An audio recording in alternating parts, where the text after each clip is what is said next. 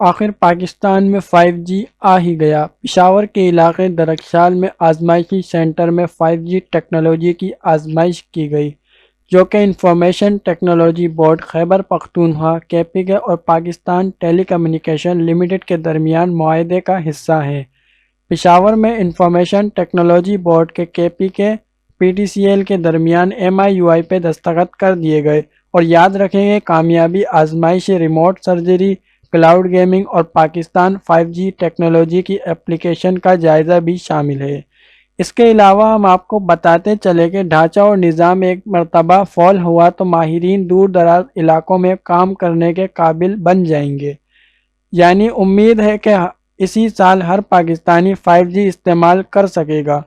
اگر 5G پر تفصیلی بات کریں تو خیبر پختونخوا ملک کا پہلا صوبہ ہے جہاں 5G سروسز کی آزمائش شروع کی گئی، اور یہاں سے گوادر تک جائے گی۔ 5G انٹرنیٹ کی اسپیڈ 4G انٹرنیٹ سے 10 گنا زیادہ ہوگی، اور اس کی اچھی بات یہ ہے کہ اس کے پیکیجز بھی 4G سے سستے ہوں گے۔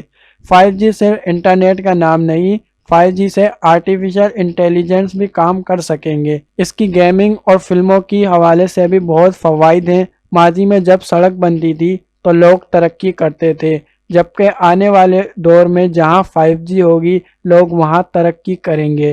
اس صوبے کا بجٹ 12 سے 14 ارب روپے بتایا جا رہا ہے، جو پہلے 45 کروڑ کا تھا۔ صوبائی محکموں کو زیادہ سے زیادہ ڈیجیٹلائز کرنا ہوگا اور آئی ٹی سیکٹر پہ پامال کرنا ہوگا۔ یاد رکھیں گے پاکستانیوں کے لیے تاریخی خوشخبری یہ ہے کہ پاکستان میں دنیا کا تیز ترین انٹرنیٹ دستیاب ہوگا۔